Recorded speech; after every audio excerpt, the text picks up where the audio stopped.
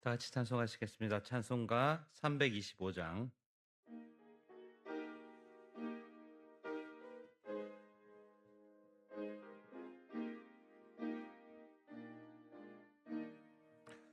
예수가 함께 계시니 시험이 오나 겁없네. 기쁨의 근원 되시는 예수를 위해 삽시다. 날마다 주를 섬기며 언제나 주를 기리고 그 사랑 안에 살면서 땀 길로 가지 맙시다. 이 세상 사는 동안에 주 이름 전파하면서 무한한 복락 주시는 예수를 위해 삽시다. 날마다 주를 섬기며 언제나 주를 기리고 그 사랑 안에 살면서 땀 길로 가지 맙시다. 이 세상 친구 없어도 예수는 나의 친구니 불의한 이를 버리고 예수를 위해 삽시다. 날마다 주를 섬기며 언제나 주를 기리고 그 사랑 안에 살면서 땀 길로 가지 맙시다. 주께서 심판하실 때 잘했다 칭찬하리니 이러한 상급 받도록 예수를 위해 삽시다. 날마다 주를 섬기며 언제나 주를 기리고 그 사랑 안에 살면서 땀 길로 가지 맙시다. 아멘. 321장 찬송하시겠습니다.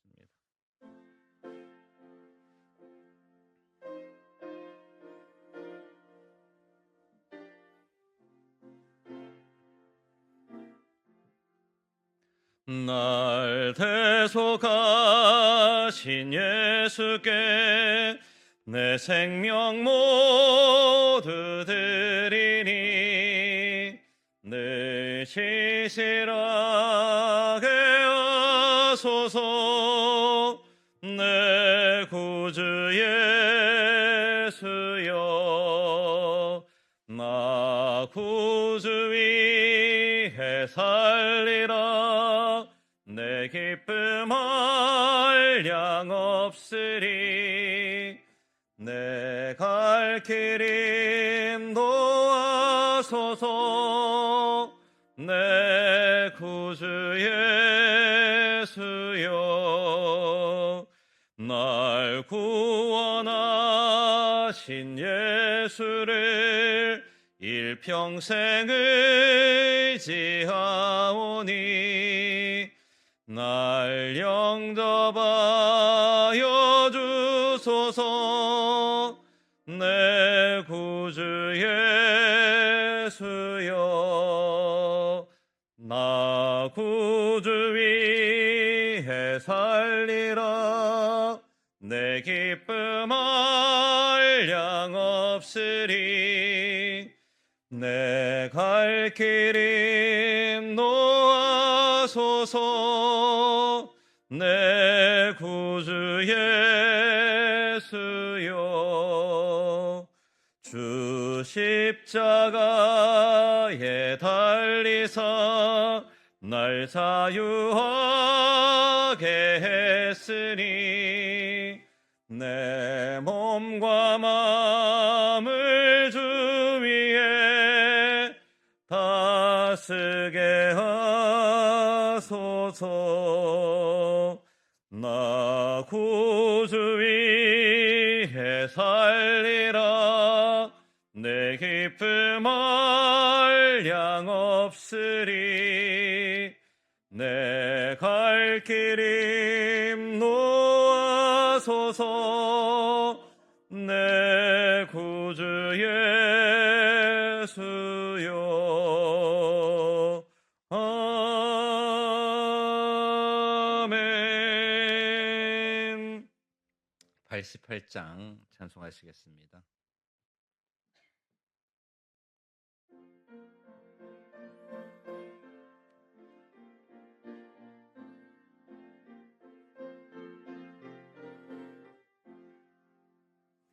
내 진정 사모하는 친구가 되시는 구주 예수님은 아름다워라. 산 밑에 백합화요 빛나는 새벽별. 주님 영원할 길 아주 없도다. 내 맘이 아플 적에 큰 위로 되시며 나 외로울 때 좋은 친구라. 주는 저 산 밑에 백합 빛나는 새벽별. 이 땅 위에 비길 것이 없도다. 내 맘의 모든 염려 이 세상 고락도 주님 항상 같이 하여 주시고, 시험을 당할 때에 악마의 개교를 즉시 물리치사 나를 지키네. 온 세상 날 버려도 주 예수 안 버려 끝까지 나를 돌아보시니. 주는 저 산 밑에 백합 빛나는 새벽별. 이 땅 위에 비길 것이 없도다.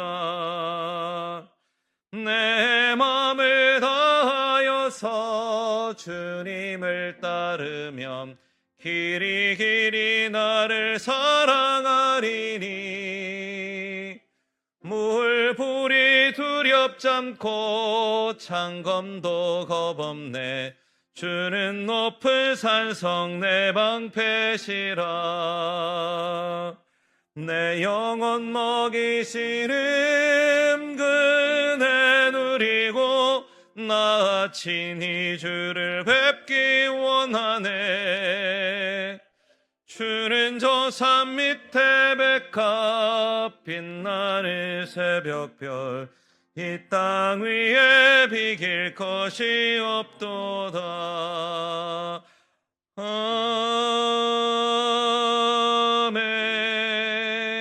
아멘. 405장 찬송하시겠습니다.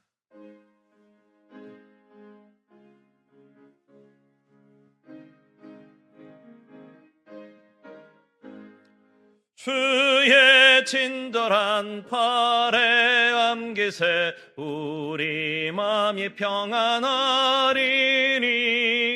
항상 기쁘고 복이 되겠네. 영원하신 팔에 안기세.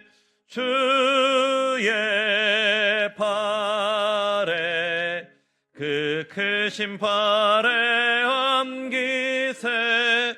주의 팔에 영원하신 영원하신 팔에 옮기세. 날이 갈수록 주의 사랑이 두루 광명하게 비치고 절성 가는 길 편히 가리니 영원하신 팔에 옮기세. 주의 팔에 그 크신 팔에 옮기세. 주의 팔에 영원하신 팔에 옮기세. 주의 보좌로 나아갈 때에 기뻐 찬미 소리 외치고 겁과 두려움 없어지리니 영원하신 팔에 주의 팔에 그 크신 팔에 옮기세. 주의 팔에 영원하신 팔에 옮기세.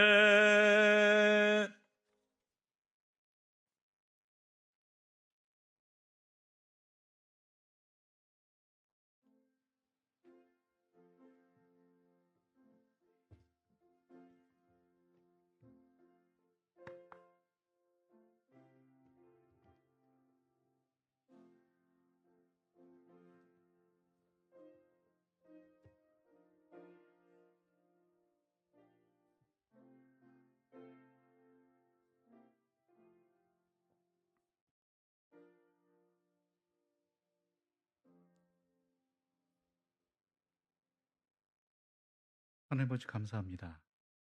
오늘 이 수요일 저녁을 저에게 허락해 주시고 다른 날보다 더 특별히 감사한 것은 이 저녁을 주의 말씀을 함께 읽고 그 뜻을 헤아리며 하나님의 뜻을 밝혀야 함으로 말미암아 우리가 나머지 삶의 시간들을 어떻게 보내야 될지 다시 한번 재확인하고 힘을 얻는 은혜 시간으로 주셨기 때문입니다. 그러므로 주의 전을 사모하여 주의 말씀을 사모하여 나온 이들에게 주의 성령께서 주관하여 주시고 이 시간을 통해서 예루살렘을 향하신 주님의 발걸음을 더욱 그 의미를 깨달으며 우리도 함께 주님을 향해 나아가는 믿음의 발걸음으로 살아가게 하여 주시옵소서. 예수님의 이름으로 기도드립니다. 아멘. 계속해서 우리에게 주시는 하나님의 말씀이지요. 누가복음 19장 28절부터 36절까지의 말씀을 받들어 읽겠습니다.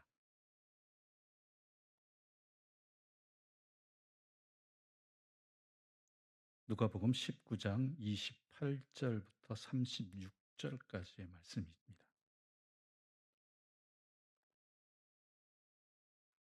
한 절씩 나눠 읽도록 하겠습니다. 누가복음 19장 28절부터 36절입니다.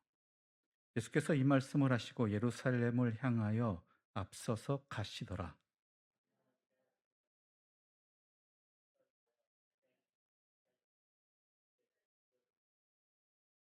이르시되 너희는 맞은편 마을로 가라. 그리로 들어가면 아직 아무도 타보지 않은 나귀 새끼가 메어 있는 것을 보리니 풀어 끌고 오라.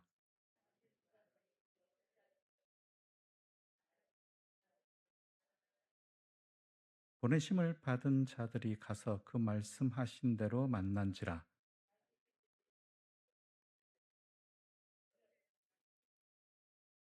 대답하되 주께서 쓰시겠다 하고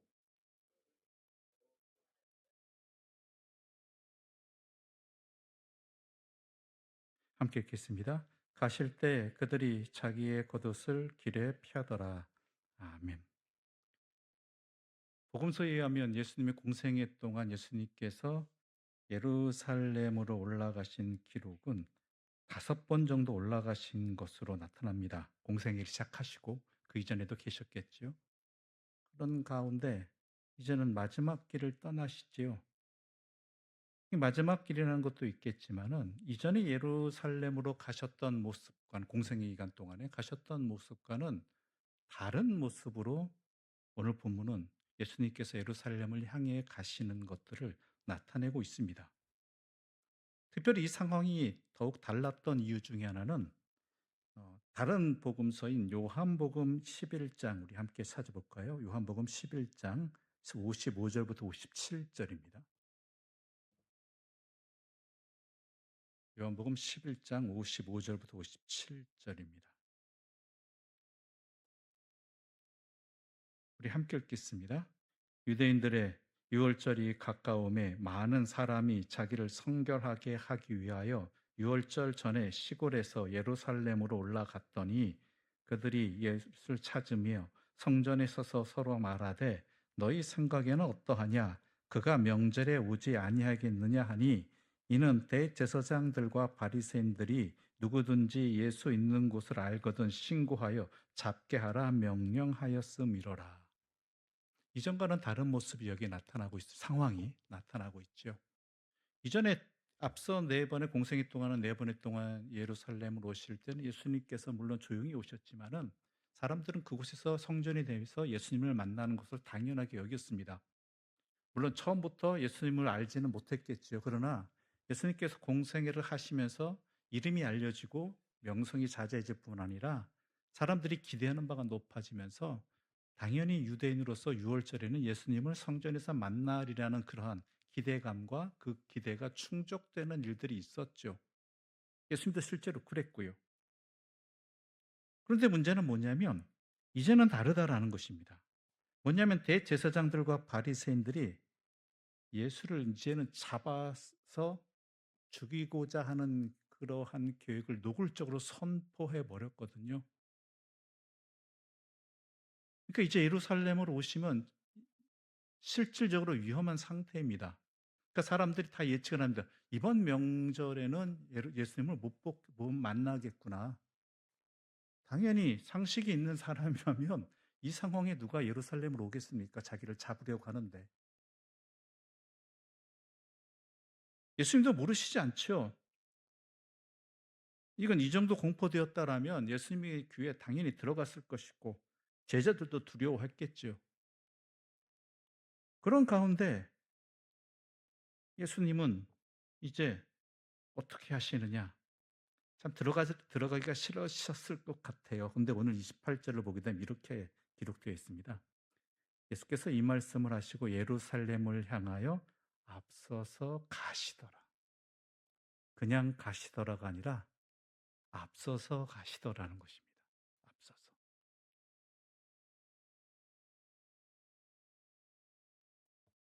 그러니까 제자들도 섣불리 가기 싫어합니다. 이런 흉흉한 상황 앞에서 누가 가고 싶겠습니까? 그러나 예수님께서는 본인도 가기 싫으시죠. 오죽하면 여러분 잘 아시는 대로 겟세마네 동산에서 이것 좀 옮겨달라고, 이거 안 지게 해달라고, 이 잔 마시지 않게 해달라고 그 목전에서까지 그러한 잡히시기 전날까지 굉장히 피하고 싶어 하셨던 일이었는데요. 그럼에도 불구하고 예수님께서는 이제 결단하시고 아예 앞장서서 가셨다라는 것이죠. 근데 바로 예루살렘으로 들어가시진 않습니다. 왜냐하면 일종의 그곳을 가기 위한 정결 예식 같은 게 있어야 되거든요. 그러니까 유월절을 치르기 위해서는 모든 유대인들이 마찬가지겠지만 정결 예식이라는 것이 있어야 됩니다. 우리야 익숙하게 주일날 습관적으로 아무렇게나 미안합니다. 아무렇게나 표현을 해서 죄송합니다만은 주일이 되었네, 아침이 되었네, 시간 늦겠다, 빨리 가자 이런 식의 그 당연한 그 뭐랄까요 덜 준비된 예전의 신앙의 선배들에 비해서 덜 준비된 그러한 모습으로 나타나고 심지어는 성경책이 이제 일주일 만에 펴보는 사람도 있을 거고요. 또 헌금을 안 챙겨왔다느니 뭐 이런 저런 이야기들도 있겠죠. 그러나 우리 신앙의 선배들은 어땠습니까? 전날부터 준비를 한다는 것이죠. 또 심지어는 그 전부터 준비를 한다는 것이죠. 예를 들면 옷차림도 주일에 입을 옷들 또한 저도 기억나는데 속옷부터 해가지고 어머니께서 속옷, 겉옷 다 챙겨주시고 이거 내일 주일날 입고 가라 이렇게 챙겨주시기도 하셨고요. 또 그런 가운데 어떻습니까? 드릴 예물도 새 돈이 없으면 헌돈이라도 빳빳하게 한 일주일, 한 달, 일주일 전부터 책상에 껴놓고서 심지어 어떤 분은 다름질하기도 하고 이렇게 해서 마음으로 정성으로 준비했다는 것이죠. 이것이 형식적인 부분이 아니라 그 마음을 준비하는 자리거든요. 유대인들도 마찬가지였죠. 유월절이라고 하는 것은 유대인들에게 가장 중요한 명절입니다. 그럼 그 명절을 지키기 위해서 먼 곳에서 오지만 와서 오면서 그 먼 길을 왔다는 것뿐만 아니라 그 유월절을 지키기 위해서 주변 지역에서 어떤 준비하고 기다리고 기도하면서 자신의 또 행색을 다시 한번 정결하게 준비하는 그러한 일들이 반드시 있었다라는 것이죠. 예수님도 아마 그래서 그랬는지 모르겠지만 바로 예루살렘으로 들어가지 않으시고 또 다른 이유도 있죠.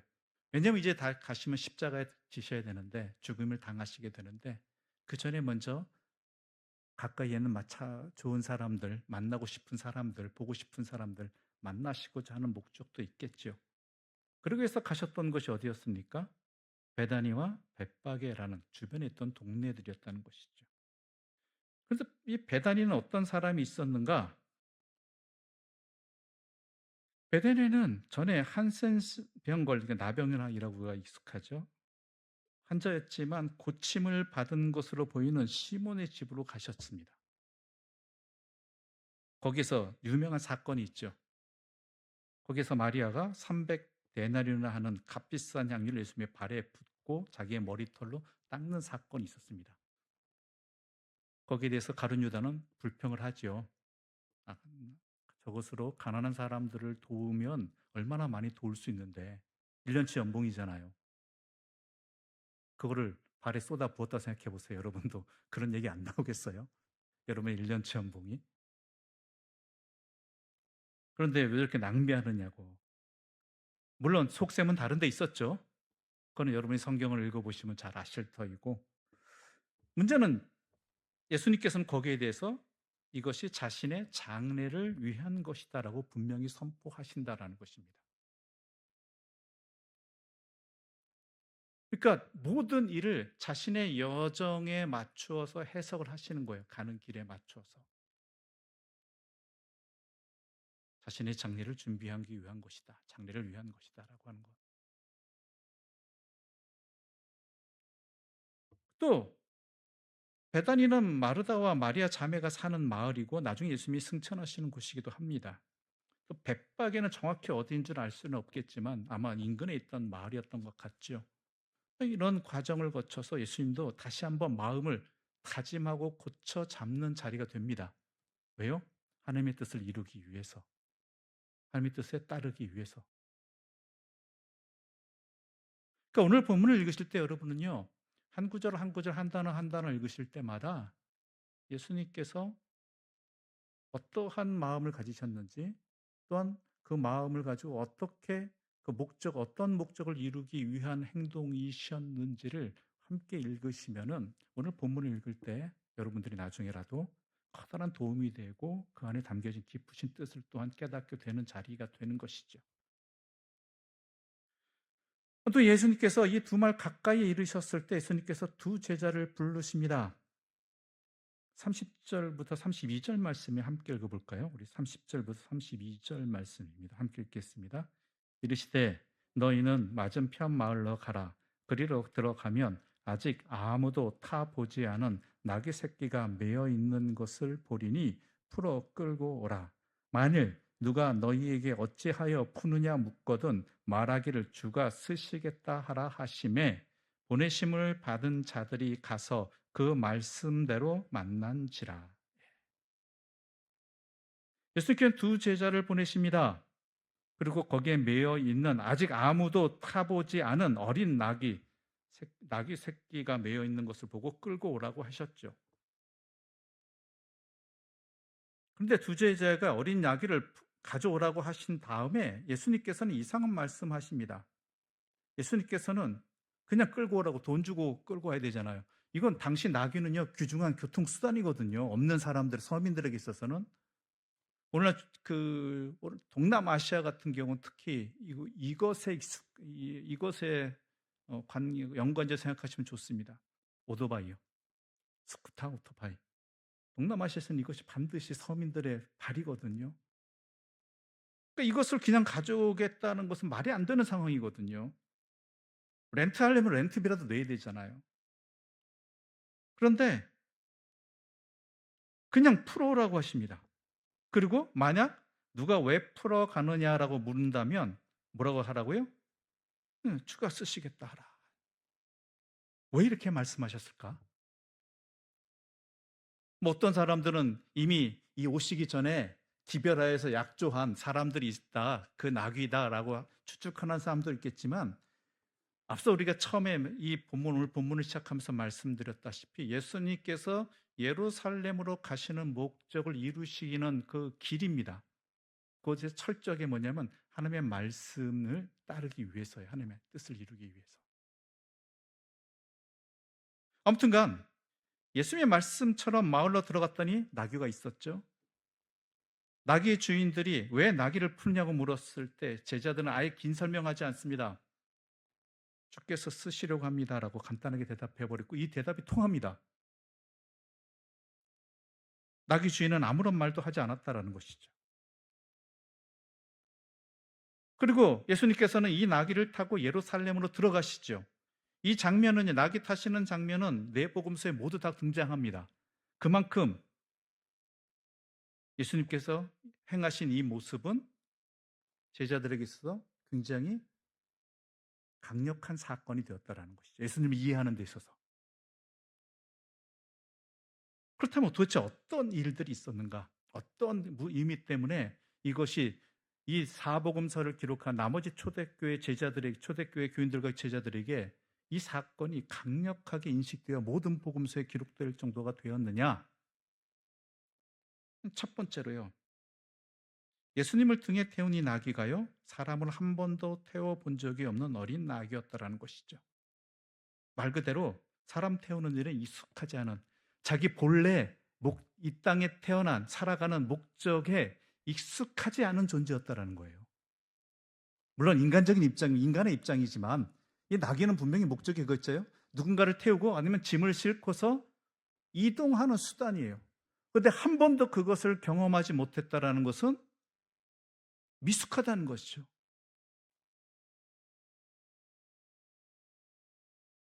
그런데 그러한 나귀가 어때요? 메시아를 태운 나귀. 예수의 구원 사역의 통로가 되었다라는 것입니다.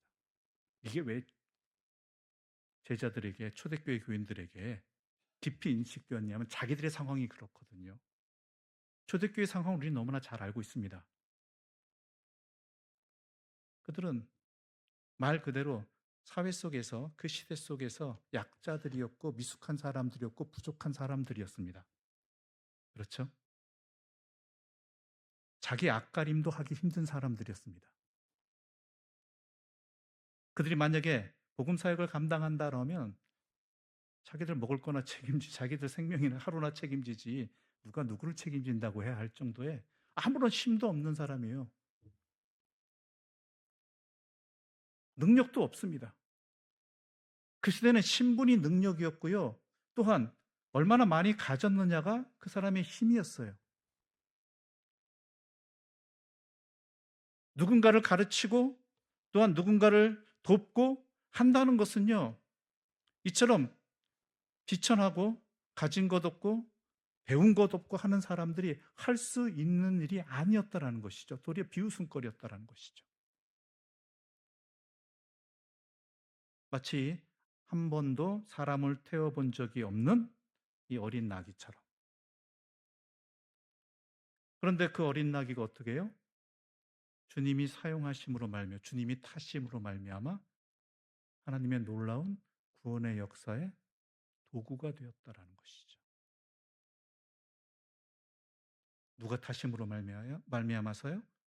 메시아가, 예수님이 타심으로 말미암아, 예수님과 함께함으로 말미암아, 예수님이 사용하심으로 말미암아. 이게 초대교회 사람들에게 얼마나 커다란 힘이 되었는지,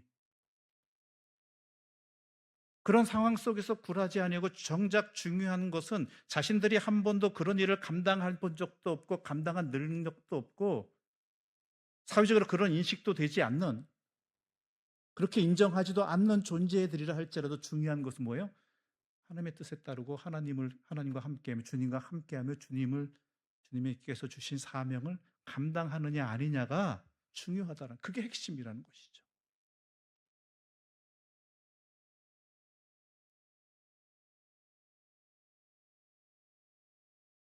그래 오늘날 우리들은 어떻게 생각하느냐라는 거예요. 우리도 주님의 쓰임이 되길 원합니다. 그렇죠? 주님이 우리를 사용해 주시길 원해요. 그런데 우리는 이런 것을 먼저 앞세우죠. 그러기 위해서는 먼저 우리가 힘이 돼야 됩니다. 어떠한 규모가 돼야 됩니다. 어떠한 능력이 있어야만 됩니다. 그래서 우리가 주의 일을 좀 더 잘할 수 있게 우리에게 더 많은 것을 그게 먼저 전제가 돼야 된다라는 것이죠.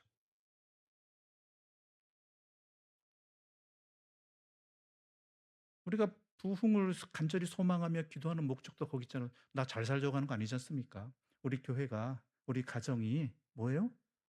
좀 더 많은 하나님의 일을 잘 감당하고자 하는 그러한 분명한 순수한 참된 목적을 가지고 있지요. 근데 그 가운데는 과연 그것이 하나님께서 진정 원하시는 것인가?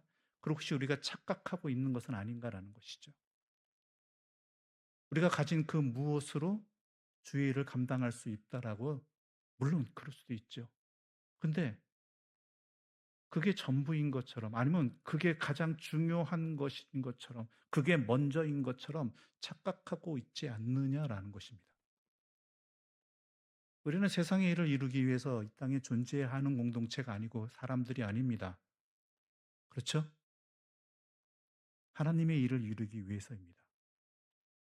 하나님의 뜻에 따르기 위해서. 하나님의 도구가 되어서, 주님의 도구가 되어서 하나님의 구원의 역사를 함께 이루기 위한 하나님의 쓰임이 되고자 하는 부분들이 있다는 것이죠. 그런데 우리는 아직 어린 나귀입니다. 우리가 보기엔. 이미 주님께서는 충분한 생각할지 모르겠지만. 과거에는 강력한 그 말이었는데 지금은 어린 나귀와 같은 연약한 존재이기도 하죠. 그럼 우리는 과거를 생각해서 또한 다른 주변의 여러 상황들, 사람들, 교회들 이런 것들을 보면서 우리도 그와 같이 강력해지길 원합니다라고 생각한다라는 것이죠.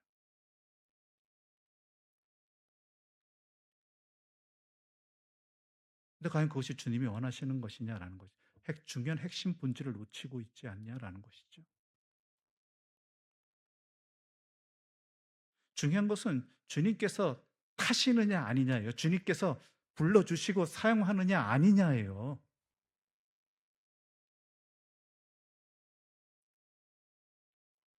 베세다 들녘에서 장정만 해도 5천 명이나 되는 사람들이 굶주려 있을 때 주님께서 사용하신 것은 한 어린아이, 물론 그 어린아이의 도시락에 드림의 그거가 있었겠지만 주님께서는 그 모든 일을 이루시는 데 있어서 그 어린아이의 한 끼의 도시락으로 충분하셨다라는 것이죠.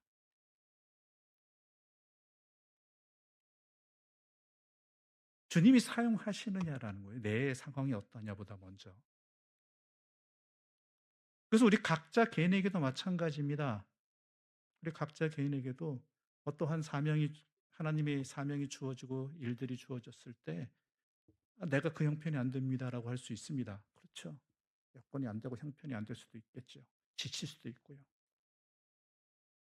그러나 우리의 모든 것을 아시는 주님, 하나님이 우리 아버지시는 걸 믿는다라면 나를 사용하시는 그 자체로서 하나님이 이루신다라는 믿음을 가지고 거기에 응답할 수 있지 않아야 되겠느냐라는 것입니다. 다시 한 번 말씀드립니다. 중요한 거는 주님이 쓰시느냐 안 쓰시냐예요. 얼마 많이 있느냐, 얼마나 힘이 있고 경험이 있느냐, 능력이 있느냐, 이거죠. 초대교회 교인들도 그러했는데요. 그들이 그 사회 속에서 무슨 능력이 있었겠습니까? 아니, 있는 것까지도 내일이면 빼앗길 수도 있는, 쫓겨다니는, 목숨을 내걸고 내일을 기약할 수 없는, 예배조차 제대로 모여 드릴 수가 없어서 각 가정에 숨어서 드리거나 아니면은 굴에 하고 들어서 몰래 예배 드리는 그런 상황들 속에서 자기 앞가림도 할 수 없는 상황 속에서 그들이 어떤 희망을 품을 수 있겠고 기대를 가질 수 있었겠느냐라는 것이죠.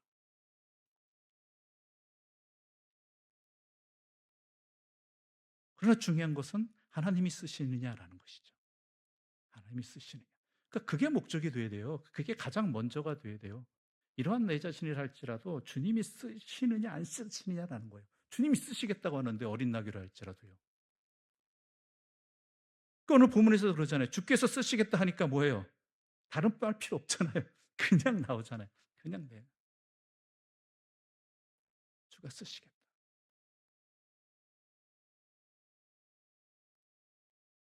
이게 핵심인 거예요. 그리스도인의 삶에 있어서. 이것을 좀 더 친절하게 풀이해 준 사람이 있습니다. 바로 디모데후서 한번 찾아볼까요? 디모데후서 2장 20절부터 21절입니다.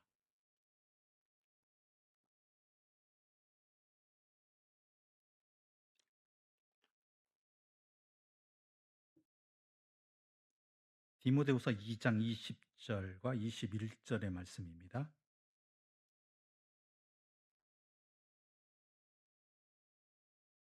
디모데후서 2장 20절과 21절입니다. 우리 함께 읽겠습니다. 디모데후서 2장 후서입니다. 20절과 21절 함께 읽겠습니다. 큰 집에는 금그릇과 은그릇뿐 아니라 나무그릇과 질그릇도 있어 귀하게 쓰는 것도 있고 천하게 쓰는 것도 있나니 그러므로 누구든지 이런 것에서 자기를 깨끗하게 하면 귀히 쓰는 그릇이 되어 거룩하고 주인의 쓰임에 합당하여 모든 선한 일에 준비함이 되리라. 예. 이걸 친절하게 풀이해 준 디모데의 편지입니다. 세상은 각자 큰 그릇과 금그릇과 은그릇이 되길 원하잖아요. 그렇죠? 우리가 기도하는 것도 그거잖아요. 교회를 위한 간절한 기도도. 그런데요, 이런 나무 그릇도 질그릇도 있고요. 그러나 중요한 건 뭐냐면요, 쓰임이 되는 거예요, 주인에게. 주인에게 쓰임이 되는 그릇은요, 깨끗한 그릇이에요. 깨끗한 그릇. 여러분들에게도 그릇 참 많죠? 근데 그 그릇들 가운데 막 일을 하다가 뭘 담으려고 할 때 그때서야 씻는 그릇은 없잖아요. 대부분이. 안 그런 사람도 있게 너무 이 그릇은 특별해 가지고 이건 안 씻어졌네. 그리고 식사를 하는 동안 음식은 또 어떻게 될지 모르고 조리하던 음식은. 준비된 그릇들 가운데 깨끗한 그릇 가운데 쓴단 말이에요. 그러니까 중요한 건 뭐예요? 내 자신을 깨끗하게 준비하는 거예요. 깨끗하다는 게 뭐예요? 준비된다는 의미도 있겠지만은 다른 헛된 것들이 묻어지지 않는 것, 순수한 것. 오직 하나에만 목적을 두는 것, 쓰임이 되는 그 자체만 목적이 되는 것. 어떤 다른 욕망이 들어가지 않은 것, 오직 하나님께 쓰임이 된다는 그것만이 욕망인 그러한 상태들을 이야기하는 것이잖아요. 그래서 자기를 깨끗하게 하는 것이 중요하다라는 것이죠. 자기를 깨끗하게 하는 것. 주님은 그릇의 종류에 관심이 없고요. 상태에 관심 있는 거예요. 상태. 그러니까 오직 주님께만 목적을 두고 주인에게만 목적을 두고 쓰는 이에게만 목적을 두고 항상 준비된 사람으로 살아가는 것, 그걸 준비를 해놓는 것, 이것이 우리에게 중요한 것이지 내가 금그릇이 돼야지 은그릇이 돼야지 질그릇이 돼야지 이건 아니란 거예요.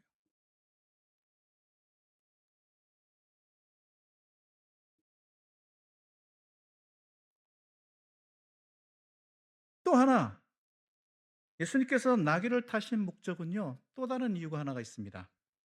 우리 미안합니다. 성경 또 찾기해서 구약 성경입니다. 이번에는 구약 성경 스가랴 9장 9절 말씀입니다. 스가랴 9장 9절입니다.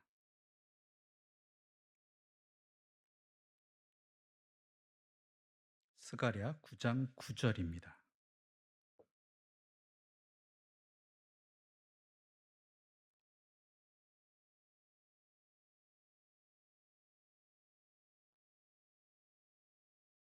이건 제가 받들어 읽겠습니다.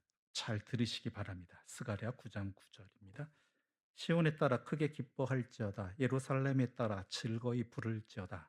보라, 내 왕이 내게 임하시나니 그는 공의로우시며 구원을 베푸시며 겸손하여서 나귀를 타시나니 나귀의 작은 것 곧 나귀 새끼니라. 이게 구약 성경에 예언된 말씀입니다. 예언된 말씀을 이루기 위함이라는 것도 표현도 있겠지만 더 정확한 표현은요. 하나님의 말씀을 이루기 위해서라는 거예요. 주님께서 어린 나귀를 타신 이유는요. 하나님이 말씀하신 것을 이루기 위함이라는 것이죠. 예루살렘으로 가시는 목적도요. 뭐예요? 하나님의 말씀을 이루기 위함이다라는 것이죠. 우리 각자 개인의 그리스도인들의 신앙의 삶의 목적이 어디에 있느냐라는 것이죠. 또한 교회들이 행하는 모든 일의 목적이 어디 있느냐라는 거예요.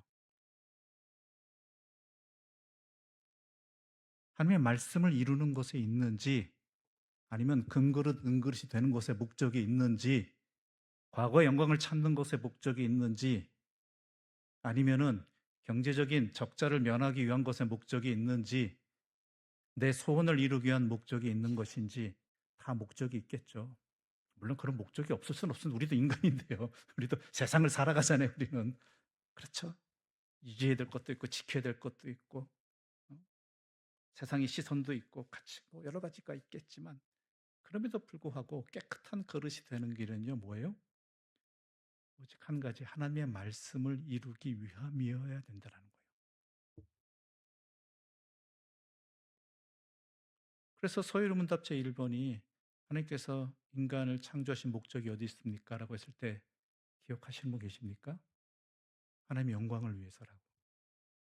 하나님의 영광을 이룬다는 것은 풀이하자면 하나님의 말씀을 이루는 것입니다. 그래서 우리가 주기도문을 통해 기도할 때도 하늘의 뜻이 땅에서도 이루어지기를 항상 기도하는 것이죠. 그러니까 우리가 예배를 드리는 것, 또한 섬김과 봉사를 갖는 것, 또한 우리의 일상의 직업에서의 삶의 자리에서 학업의 자리에서 또한 우리가 이웃과 관계 속에서 살아가는 그 모든 목적이 어디에 있느냐? 하나님의 말씀을 이루는 것에 있어야 된다는 것이죠. 그러니까 예수님께서 어린 나귀를 타신 이유도 하나예요. 그 중에 하나가 하나님의 말씀을 이루기 위함이에요. 이루기 위함.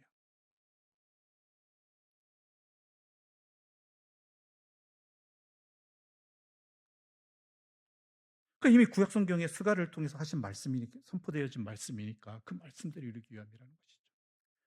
여러분들이 어떤 일을 행하면서 특히 그리스도인으로 살아가면서 삶의 여러 가지 자리에서 공동체 안에서도 일을 이루고 할 때 과연 그 목적이 어디 있는가를 항상 살펴야 됩니다. 그건 저도 마찬가지고요. 저도 참 시험 이럴 때가 많이 있거든요.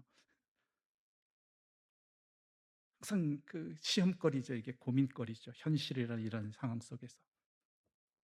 이런 저를 향한 또한 저에게 주는 다짐이기도 하죠. 하나님의 말씀을 이루기 위한 것이냐 아니냐를 항상 놓치지 말아야 된다는 거예요.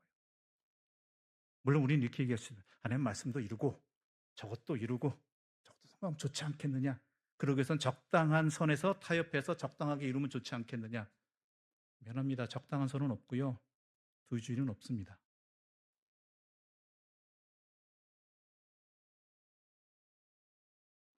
좀 어려운 말이기도 합니다. 그러나 우리 주님께서 너희는 먼저 그의 나라와 그의 의를 구하라. 무엇을 먹을까 무엇을 입을까 염려하지 말라. 이는 다 이방인들 하나님과 관계없는 자들이 하는 것이다. 아버지께서 너에게 필요한 것이 무엇인지 아신다. 그래서 하나님 말씀대로 살려고 하는 것, 그러기 위해서 구하는 것들이 일용할 양식이고 우리로 미혹에 빠지지 않게 달라고 기도하는 것, 주기도문에 꼭 나오잖아요. 일용할 양식 구하는 것들도.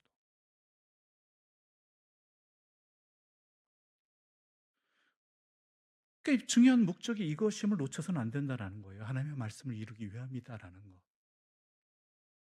그러니까 예수님께서 예루살렘을 향해 가시는 앞서서 가시는 이 발걸음의 모든 행동 하나하나가 그런 의미가 있다라는 거예요. 그건 우리를 향하신 말씀이기도 하죠.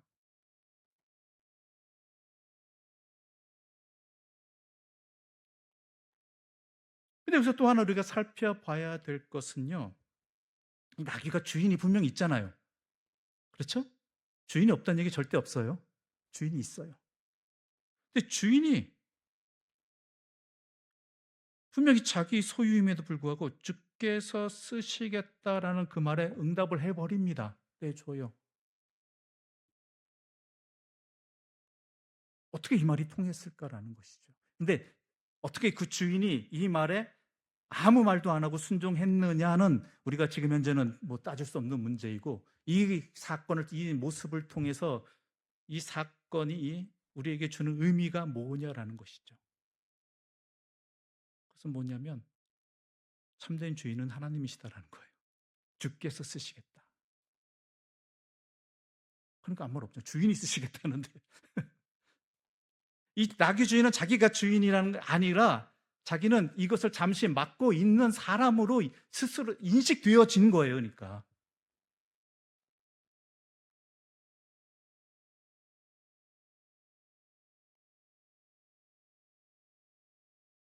우리 그리스도인이 이 모습입니다.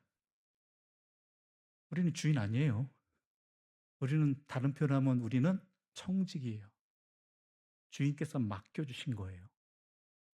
그렇다면 주께서 쓰시겠다 할 때 이렇게 응답할 수 있겠느냐, 응할 수 있겠느냐라는 것이죠.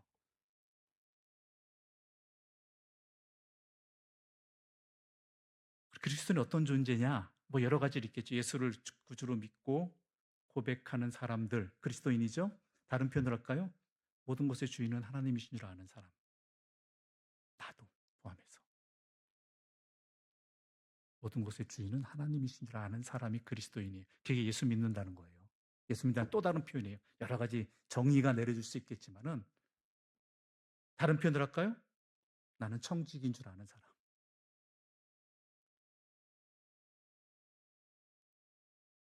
내 자녀도 주인은 누구세요? 내 자녀 아니에요. 하나님의 자녀잖아요. 교회도 하나님의 교회고요. 여러분도 하나님의 자녀잖아요.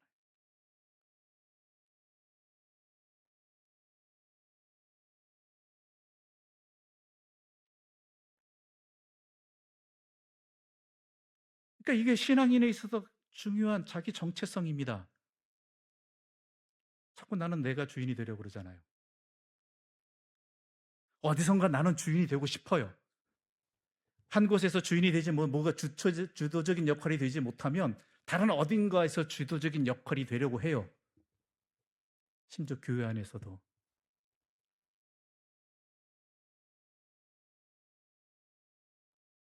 교회 내에서 나타난 심각한 문제 중에 하나가 뭐냐면요. 사회 속에서 인정받던 그 자기의 생각들과 또 인정받지 못해서도 마찬가지고 자꾸 교회에서 자기가 주인이 되려고 한다는 거예요. 자기가. 자기는 청직일 뿐인데.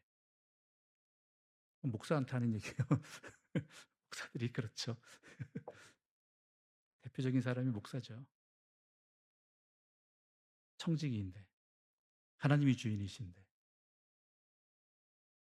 신앙의 연륜이 깊어가 이력이 깊을수록, 연륜하기 편하게 이력이라고 할게요. 연륜은 좀 적합하지 않은 편인 것 같아요. 내가 얼마나 믿었느냐, 얼마나 교회의 역할을 감당했느냐에 따라서 자꾸 내가 주인이 되려고 한다는 거예요.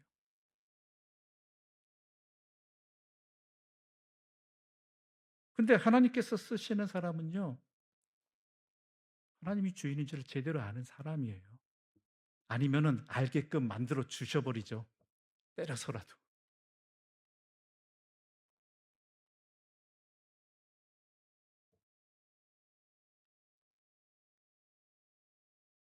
이게 그리스도인입니다. 이게 오늘 본문이 말하고 있는 바죠.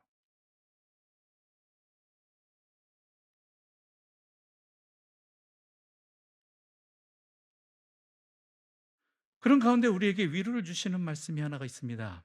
이런 우리들에게 35절과 36절의 말씀 함께 읽어볼까요? 35절과 36절입니다. 함께 읽겠습니다. 그것을 예수께로 끌고 와서 자기들의 겉옷을 나귀 새끼 위에 걸쳐놓고 예수를 태우니 가실 때 그들이 자기의 겉옷을 길에 펴더라.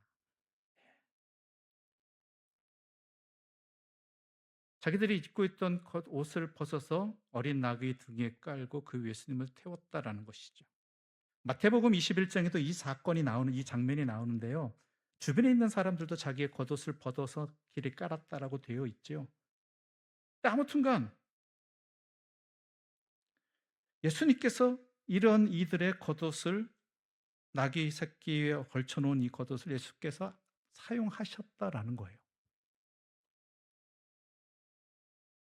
겉옷이라는 것이 솔직히 죄송한 얘기지만요. 제가 처음 몽골의 청년들과 사역을 갔을 때 가장 찝찝했던 것 중에 하나가 이불 덮는 일이었습니다. 그곳에 있는 게르 같은 관광지 말고 테르지 같은 데 말고요. 한 몇백 킬로 떨어져서 험하고 험한 곳에 가서 사역을 했거든요. 근데 그곳의 이불들을 참 덮기가 힘든 것 중에 하나가 온갖 동물 냄새가 다 배어 있고요. 또 거기서는 미안하지만 게르에서 마른 똥을 태우거든요. 냄새는 안 나지만 그게 연료예요. 그런 것을 태우면서 거기에 뭐 이상한 벌레, 그 쇠똥구리 같은 벌레도 있고 막 거기 뭐 이상한 것도 나온단 말이에요. 그런 것들이 이불에서 막 흔적도 있고 누가 덮은지도 모르는 것들. 그걸 덮으라고 준단 말이에요. 밤에 추우니까 이게 밤에는요 어느 정도냐면은 낮에는 매우 뜨겁고 밤에는 살얼음이 열 정도로 추워집니다. 그런 상태에서 처음에는 안 덥다가도 덮어지거든요. 안 덮으면 안 되니까. 장작도 줘요. 근데 이게 그 장작이라는 것이 한두 시간 뒤면 뭐 길어봤자 3시간 뒤면 다 꺼진단 말이에요. 그럼 또 추워지는 거죠. 그러면 어떻게 잔결에 이렇게 둘러맨단 말이에요. 싹. 처음에는 진짜 그것이 너무 싫었는데 이것을 어떻게 덮어라고 하는 제가 그래도 보기보다는 그런 데 이상하게 깔끔해요. 예. 근데 나중에는 그것을 있다는 것이 얼마나 기쁜 일인지 몰랐습니다. 그게 얼마나 소중한지. 그런데도 여전히 올 때까지 아 힘들더라고요. 아무튼간 예수님도 안 그렇겠어요? 제자들이 겉옷이 그게 1년에 몇 번이나 빨겠어요. 겉옷이잖아요. 말 그대로 그 광야를 누비고 다니고 했던 것들이 빨겠어요. 제대로 온갖 이런 것들이. 물론 주님도 그런 삶을 사셨지만 그러나 주님께서는 그들의 그런 것을 받아서 어린 나귀를 타시는데 사용하셨다라는 거예요. 중요한 것은 뭐예요? 주님을 향한 마음이라는 것이죠. 주님을 내가 나를 사랑하느냐. 여러분들의 헌신이나 여러분들의 수고나 이 예배의 자리나 이 수요일 성역 공부 모여서 함께하는 이유도 다른 게 목적이 있어서는 안 돼요. 아니, 다른 게 목적일 수도 있겠지만은 가장 중요한 목적이 뭐냐? 주님을 사랑하느냐라요. 이거죠. 주님을 얼마나 사랑하느냐. 사랑하면 보고 싶고 만나고 싶죠. 그렇죠? 그래서 뭐 처음 얘기하는 걸 수도 있겠는데 제가 뭐 새벽에 나와라 안 나와라 수요 성경 공부에 안 나오면 안 된다 이거를 말하질 않습니다.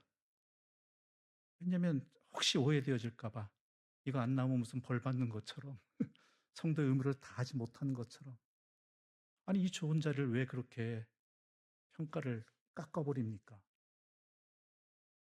이 자리는 주님을 사모하는 사람들이 사랑해서 하나님 말씀을 사모해서 나오는 자리가 되어야 된다고 생각을 하거든요.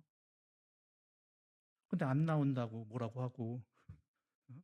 안 나오면 무슨 일이 뭐 무슨 큰 규칙과 법칙을 어긴 것처럼 정죄하듯이 말하고 물론 주일 예배는 우리가 지켜야 되죠. 그러나 이 새벽의 자리 또한 이러한 평일에 이 저녁에 모인다는 것 자체가 가장 중요한 목적은 주님의 말씀을 사모하고 주님을 사랑하기 때문에 나오는 것이 가장 본질이라고 생각하거든요. 나중에 저도 어떻게 변할지 모르겠습니다. 그러나 지금 상태로서는 그래요. 그렇기 때문에 왜 새벽에 안 나오느냐, 왜 소요성 공부에 안 나오느냐, 이런 소리를 안 하고 싶은 거죠. 그렇게 오해되어질 수 있으니까. 그러면 이 자리에 안 나오는 것이 마치 잘못된 거기 때문에 나오는 것처럼 여겨지면은 그 참 안타깝거든요, 그건. 이 자리는 분명히 좋은 자리입니다. 새벽의 자리도 마찬가지고요. 근데 그 원인이 내가 힘들어서 나오는 것도 있겠지만은 주님의 말씀을 사모해서 또한 주님을 사랑해서 사랑하기 때문에 좀 더 보고 싶고 가까이 하고 싶고 힘들고 피곤하지만 사랑하기 때문에 더 오래 같이 있고 싶어 하는 그러한 진짜 핵심적인 본질을 놓치지 말자라는 것이죠.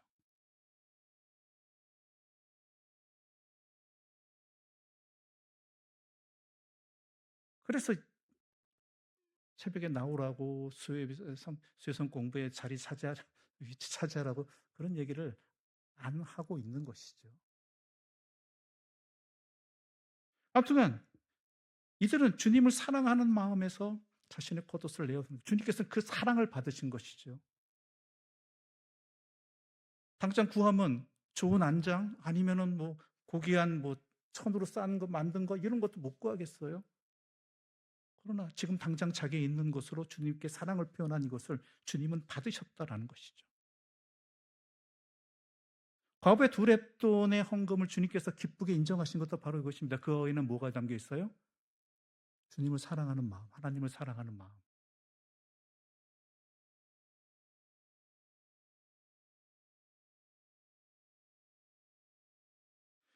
말씀을 결론을 맺어보고자 합니다. 예수님께서 나귀를 타신 이 사건은 그리스도인이 어떠한 존재가 되는지를 분명히 보여주고 계시는 것입니다. 우리가 그리스도인이라는 것은요, 우리의 참된 모든 것의 주인은 하나님이시고 나는 청직이라는 것을 분명히 아는 사람들입니다. 또한 우리가 이 모든 일들을 통해서 하나님의 뜻을, 하나님의 말씀을 이루는 것에 목적을 둔 삶을 살아가는 사람들입니다. 그게 그리스도인입니다. 그러면서 주님이 말씀하실 때 우리가 지금 어떠한 상황에 어떤 자리에 있던 간에 하나님의 뜻을 이루기 위해서 아멘을 응답할 수 있는 그러한 준비된 자로서 우리의 삶을 드릴 수 있기를 항상 노력하는 사람. 그렇게 표현하는 게 맞겠죠. 항상 노력하고 그 마음을 지키는 사람들. 이게 그리스도인이죠. 근데 그런 자리는 어떤 자리로 나아가야 되느냐? 섬기는 자리로 나아가야 된다는 거예요. 주님께서 지금 예루살렘을 향해서 앞장서서 가시는 목적은 뭐게요? 섬기기 위해서예요. 죄인들을 섬기고 또한 그들을 구원하기 위해서라는 것이죠. 우리들도 마찬가지라는 거예요. 우리의 신앙생활의 목적은 다른 종교 같은 경우 다른 점이 이거예요. 다른 종교는 내가 잘 되기 위함이에요. 그렇죠? 내가 높아지기 위함이에요. 근데 적어도 제가 아는 기독교는 성경이 말하는 그리스도인은 낮아지고 섬기고 다른 사람을 위해서 자신을 내어주기를 위해 힘쓰는 사람들이에요. 힘쓰기 위해서 이 신앙의 자리에 있는 거예요. 자기 십자가를 지는 것이죠.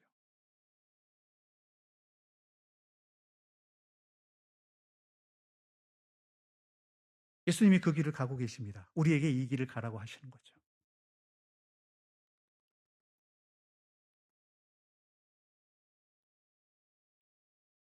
이게 다른 종교하고 다른 아예 본질적으로 다른. 그러니까 목적 분명히 하셔야 돼요.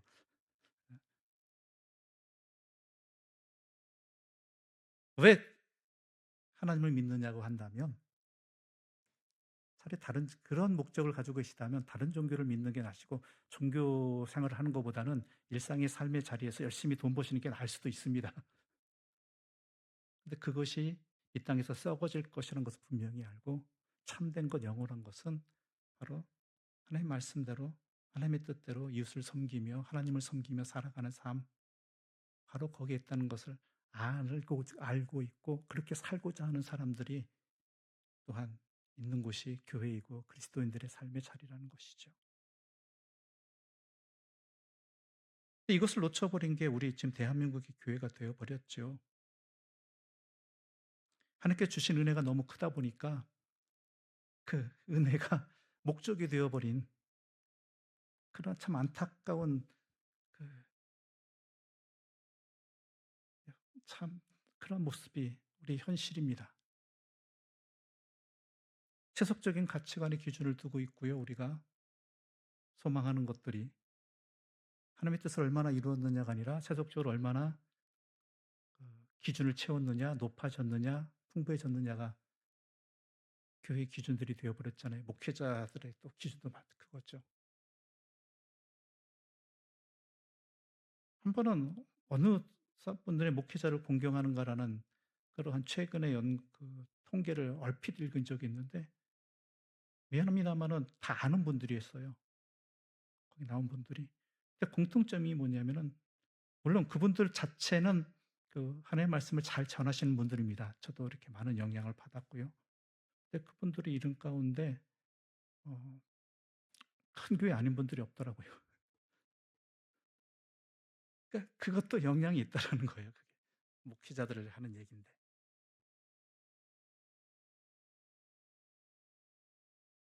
그런 모습들을 보면서 이게 우리의 현실이고 우리가 참 돌이켜야 될 '은혜를 은혜로 받지 못했구나.'라는 안타까운 심정이 느껴지게 된다라는 것이죠. 진리를 선택하고 생명의 길을 가려기보다는 세상적으로 더 크게 보이려고 하고 더 센 것처럼 느껴지게 하고 그러한 것을 누리려고 하니까 욕먹는 거예요. 그러니까 욕먹는 거예요.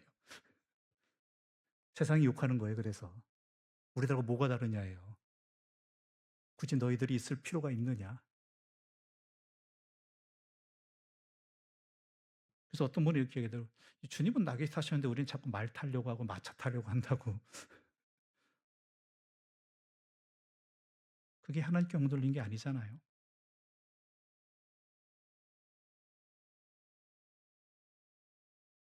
오늘 주님께서 예루살렘을 향해 가시면서 나귀를 타고 가시는 이 모습을 오늘 우리가 함께 살펴보았습니다. 한번 나중에 차근히 읽으시면서 이 안에 담긴 하나님의 뜻을 주님께서 우리에게 말씀하시고자 하는 말을 과연 그리스도인이라는 것이 교회라는 것이 어떠한 모습을 가져야 되고 무엇에 목적을 두고 어떻게 하나님께서 원하시는지를 다시 한번 깨닫고 이 길을 걸어갈 수 있는 이것을 회복할 수 있는 하나님의 사람들이 되기를 바랍니다. 그럴 때 우리를 통해서 예수님의 모습이 발견되어질 것입니다. 기도드리겠습니다. 하나님 아버지 감사합니다. 주님께서 예루살렘을 향해 가시는 길 뻔히 죽을 줄 아시면서도 하나님의 뜻을 이루기 위해서